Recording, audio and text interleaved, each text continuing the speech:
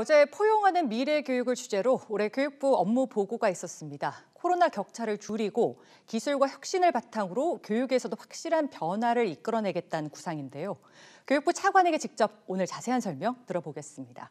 차관님 안녕하세요. 네, 안녕하세요. 네, 최근 대통령 신년사에서 올해 국정과제의 키워드로 회복과 포용, 도약 이 세 가지가 제시가 됐습니다.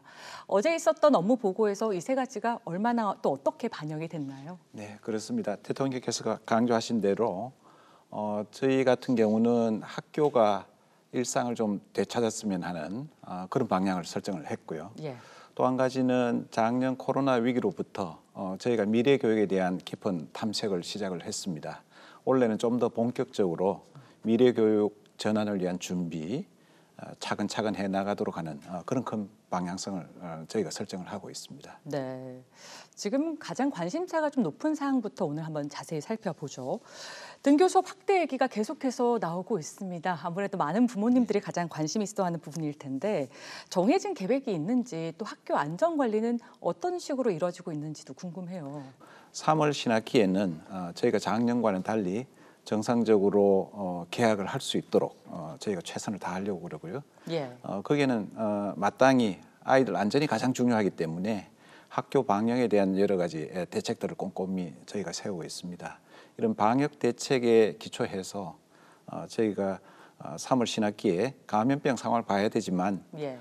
저희 기준으로는 지금 유치원, 초등학교 저학년 또 일부 장애를 가진 우리 특수학교나 특수학급의 아이들이 감염병 상황이 있다 하더라도 좀 우선적으로 등교할 수 있도록 저희가 준비를 하고 있습니다.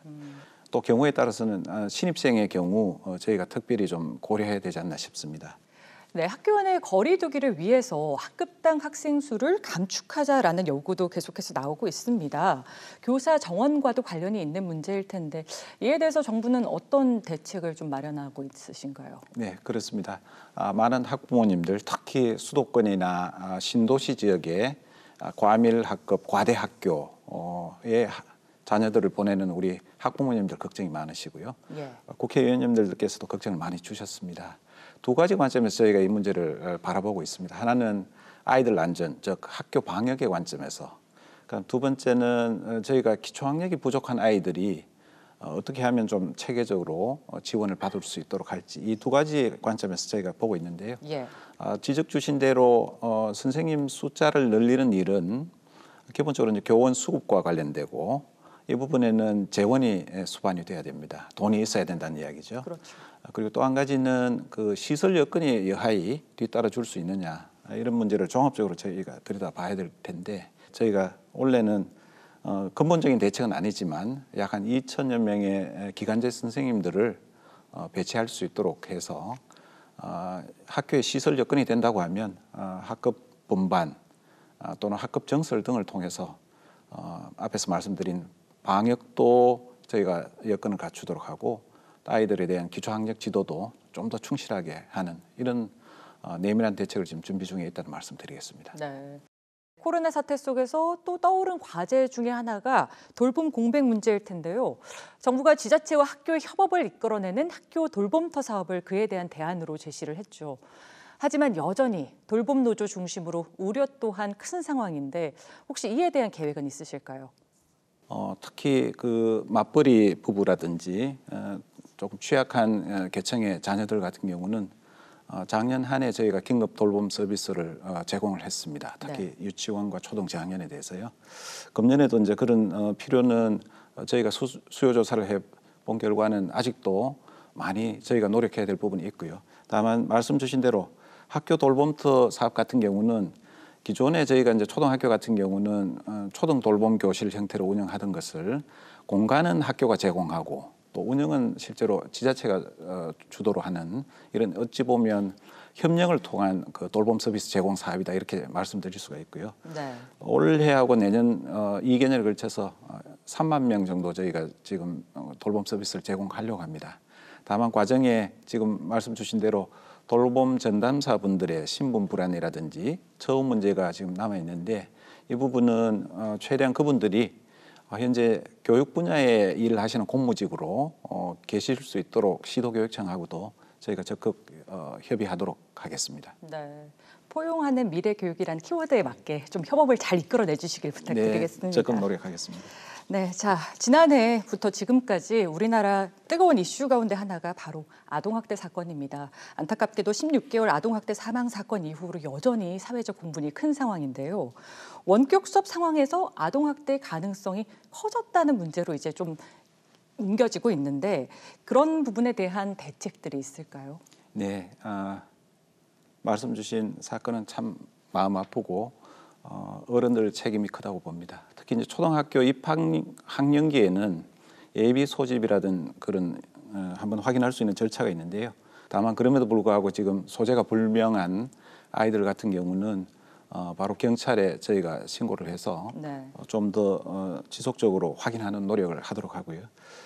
또 학교가 원격 수업 상황인 경우는 지금 말씀 주신 대로 아이의 안전한 소재 또 경우에 따라서는 학대가 발생하는지 확인하기가 쉽지 않다는 지적 저희가 받아들여서 금년도에 저희가 원격 수업 질을 좀 개선하는 노력 중에 실시간으로 화상으로 확인하고 또 부가적으로 SNS라든지 이런 것을 통해서 저희가 추가로 확인할 수 있는 이런 장치들은 기술적으로도 보완하고 실제 운영 과정에서 선생님들이 좀 더 각별히 챙기실 수 있도록 이렇게 이번에 방안을 마련했다는 말씀드리겠습니다. 네. 자, 이번엔 정부의 핵심 사업 한번 살펴보겠습니다. 그린 스마트 학교라는 게 있어요. 학교의 외형과 인프라는 분명히 개선이 될 것 같은데 또 한편에선 내실을 잘 다질 수 있겠느냐, 교육의 질적인 면도 궁금하거든요. 네, 그렇습니다. 지금 말씀 주신 그린 스마트 미래 학교 사업은 작년에 시작한 한국판 뉴딜의 10대 대표 과제 중에 하나입니다. 그만큼 상징성뿐만 아니고 실질적으로 우리 교육 현장에 큰 변화를 가져올 아주 중요한 사업이라는 말씀 드리고요. 지금 지적 주신 대로 이것이 그냥 시설 개선하거나 공간 인프라를 개선하는 차원을 훨씬 뛰어넘어서 교육 과정과 연계되고 이 과정에 아이들이 수업을 통해서 실질적으로 설계하는 과정에 아이들 주도로 참여하고 선생님들이 향후에 어떻게 활용할 수 있을지를 네. 설계 과정에서 고민한다는 아주 큰 특징이 있습니다. 이렇게 하면 공간에 대한 주인의식 또 교육 과정과 연계한 수업에 바로 이 공간을 주제로 한 토론이나 프로젝트 학습이 가능하기 때문에 교육 그 자체에 큰 혁신이 이루어질 걸로 봅니다. 물론 이 그린 스마트 미래 학교는 이름에서도 연상하시듯이 학교를 좀 더 녹색 공간으로 또 에너지 절감형 그리고 최근에 대통령께서도 강조하신 탄소 중립을 실천하는 교육의 장이 될 것이고요. 예. 또 디지털 기술을 녹여 넣어서 스마트한 교실에서 우리 아이들 교육을 시공간을 초월해서 이렇게 받을 수 있다는 장점도 있습니다. 네. 저희가 미래 교육 전환 또는 미래 학교 전환의 가장 핵심적인 사업이라고 다시 한번 제가 강조드리고 싶습니다. 네.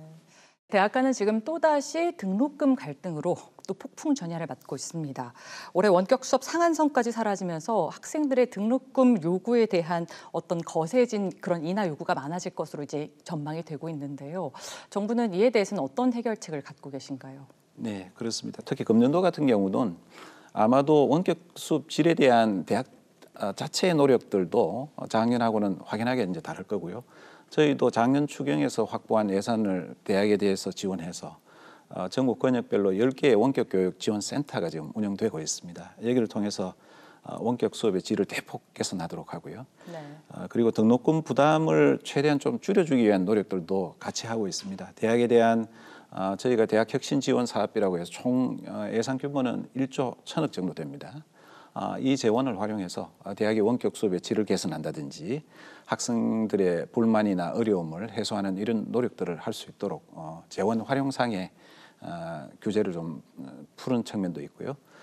등록금 부담을 완화하기 위한 여러 가지 장학금 신설이라든지 또 그 대출에 의존하는 일부 학생들에 대해서는 대출 이율을 금년도만 벌써 2차례 인하해서 지원할 수 있도록 하는 이런 노력들을 정부도 앞장서서 하고 있다는 말씀드리겠습니다. 네, 알겠습니다.